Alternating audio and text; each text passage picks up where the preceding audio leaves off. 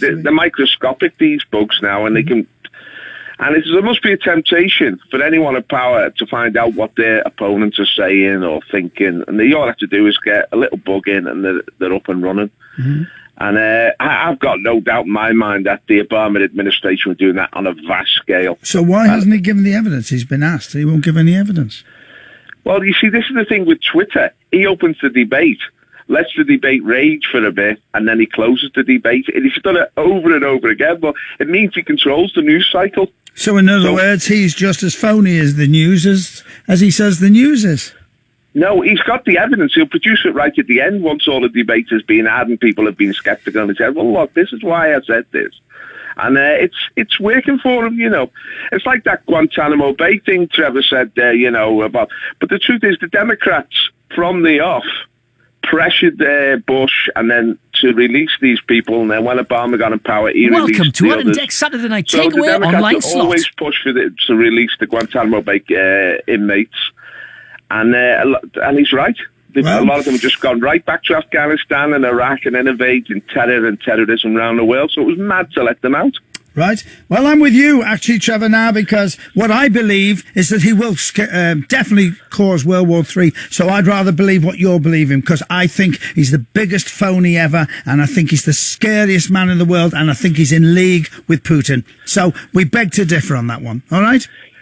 Well, of course, we beg to differ, but there is truth out there, Peter. But it's only truth that suits you, though, Trevor. You're like him. No, you always say that. Bob. You say that all the time, Trevor. You are Trevor. You are Bob, and I know bits. Bob, let's move on to something else, because we'll never agree on that in a billion years. But I hope you're right and I'm wrong, because I predict World War. Well, in what time scale, Pete? Well, we're being told now by the papers every day. There's all sorts going on the borders. There always is, though, isn't there? Well, it appears to be stepping up. Welcome to Unindexed Saturday Night Takeaway online slot. Welcome to Unindexed Saturday Night Takeaway online slot. You'll come like Ronald Reagan. People say Trump was a great man. When it's all over and finished, they'll say what a great guy he was. But let's go back to, what's his name, Larry Neal. Yep.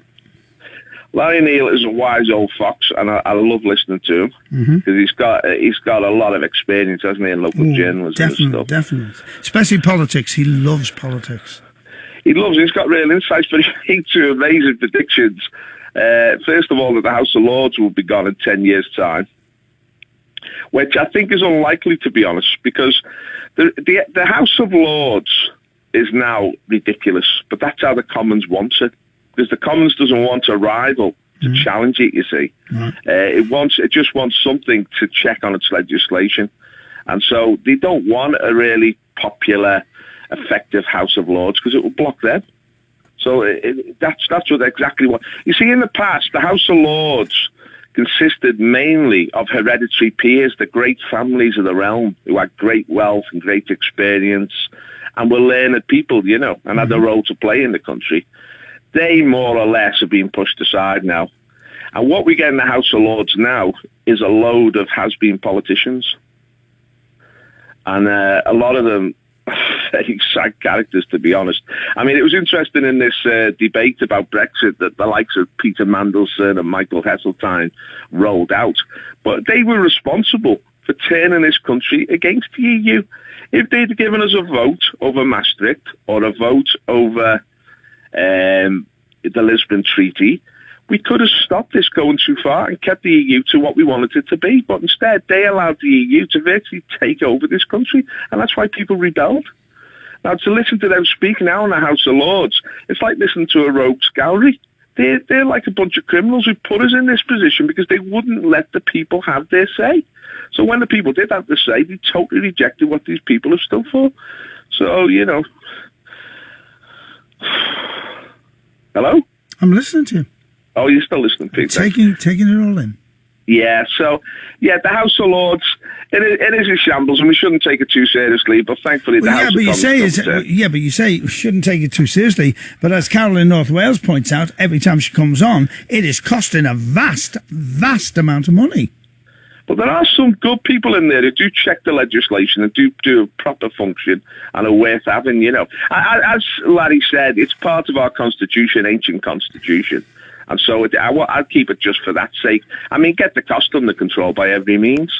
But there's something else Larry said as well about pensions, which was absolutely terrifying. He said he thinks in 10 years' time, pensions, we might be able to afford them. Well, might be stopped. But you don't think he's got a point? Well, I'm 54. Yeah. In 10 years' time, I'll be hopefully coming up to getting me pension. Mm-hmm. So, I mean, what are we supposed to do? Now, I said in 1997, when Tony Blair got elected, he opened the floodgates for immigration, and the immigrants come into this country. Instead of 50,000 a year, which was the norm, it went up to 500,000 a year. And so many of those people come from the third world. They were low skilled. They couldn't really fit into our job market. They went straight onto benefits.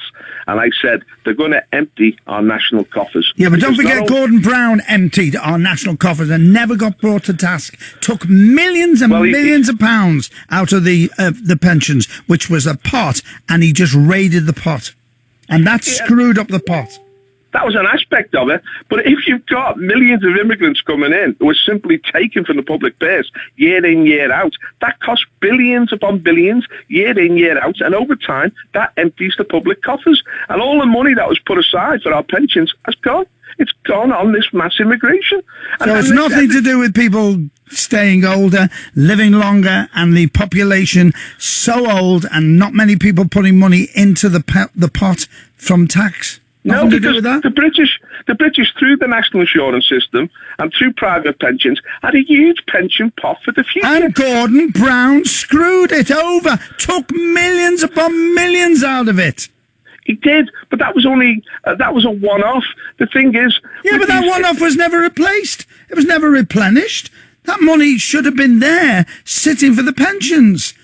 Well, you see, the British people who were paying national insurance for decades and were paying in their taxes and putting into private pensions, that carried on even when Gordon Brown was raiding them. He was still putting money into things.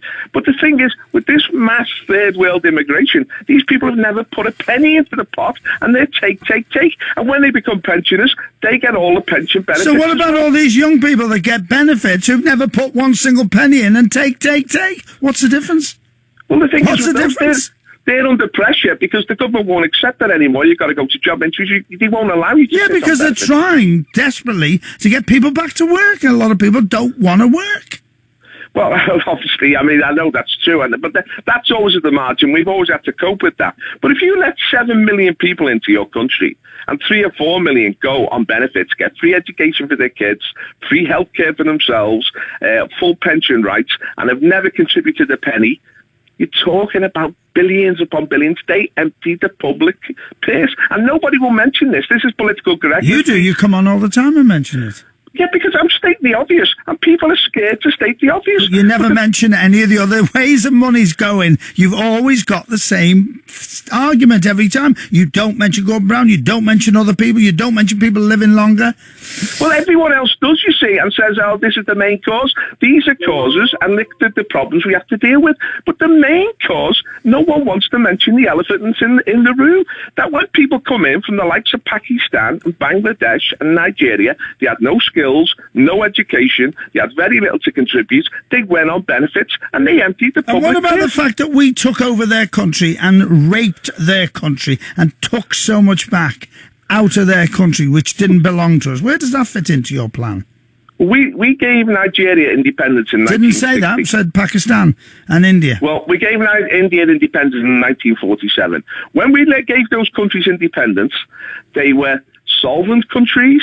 I mean, Nigeria's per capita income was the same as South Korea when we gave them independence. They were prosperous countries, they had good education systems, they had good forms of government. It's since we've left that they've gone down the neck. We made those countries. We actually went there and developed them. It's a total lie that we went there and... So you didn't see any poverty there. You just saw what we were told in the press and what we saw in films. You didn't see anything we left, the fact that we took so much out of the country. No, we made things a lot better for them, Pete.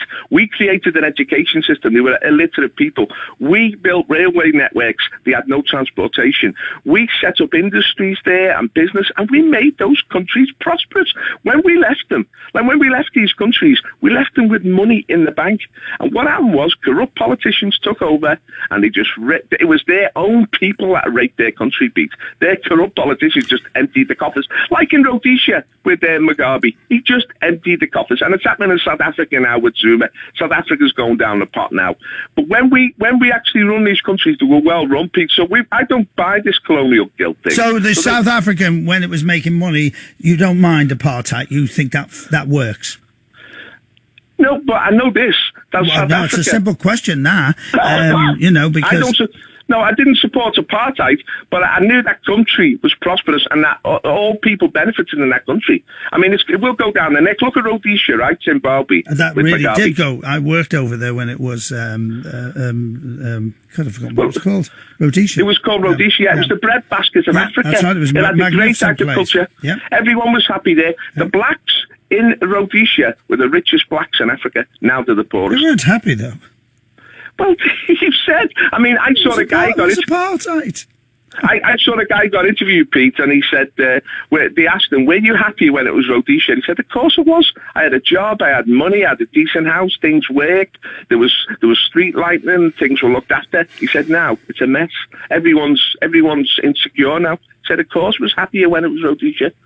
I mean, the thing is, we brought skills to their countries that they didn't have, so we made them better places. We didn't go there to abuse people. We went there. I beg your pardon. We didn't. So it's slavery. None of that was. We didn't go into those countries to take and to fight other countries to take over, so they could take what they wanted from it. You know what the thing is, Pete? You go back to Christianity, right? The people who went over there and really developed these countries were Christian missionaries. They set up hospitals, churches, and loved schools. slavery, and didn't stop slavery. Slavery was before. Slavery finished. All right, apartheid didn't do anything to stop apartheid. Well, we did. The British started to stop it. It was the Dutch who enforced apartheid. That was when the Boers took over. They're Christians as well. Yeah, but they believe apartheid means separation. They believed in a separate life for themselves. I mean, and separate toilets, and separate taps, and separate beaches, and separate buses, and separate taxis, separate restaurants. The thing is, South Africa became the most powerful and economically developed country in Africa. You can't deny that. No, it doesn't matter. At the expense of black people. No, but the black people... No, I went to South Africa. I've been 3 times when apartheid was on. I have never seen anything so appalling to treat another human being like black people were told. I agree with that, but but the truth is... So it was wealthy on the strength of slave labour. No. Yes. The truth is... Yes. Well, let me just tell you this, Pete. The weird thing about South Africa was other Africans, black Africans, were trying to get into South Africa because they could get decent paid work that they couldn't get in their own countries. The biggest problem South Africa had was keeping out other Africans because South Africa worked. Now, we're no longer run the world. The world's got to look after itself, but we've got to look after this country. We've got to make sure our pensions are secure, and that's what the government's responsible for. Bob, I'm going to leave it on that. Thank you very much for your conversation. It's now 12 o'clock on the dot. It's Thursday. We'll take a break. We'll take some lovely music, and don't forget, check out the Echo today. It is Thursday. It's Radio City 2 and Radio City Talk. Guaranteed. What are you mumbling about? I'm looking up funeral plans. Down the line, we don't want the family getting into debt to give us a good send-off, but the key is to make sure your plan is guaranteed to cover the costs you think it will, as some plans don't. Ah, brilliant. Well done, Age UK Funeral Plan. With an Age UK Funeral Plan, once you've paid up, there won't be any unexpected bills for the services in your plan, no matter how much prices soar in the future. For a free information pack, visit ageukfuneralplan.co.uk. And right now, you can save £100 on selected plans. Age UK Funeral Plan is provided by Dignity and brought to you by Age UK Enterprises Limited.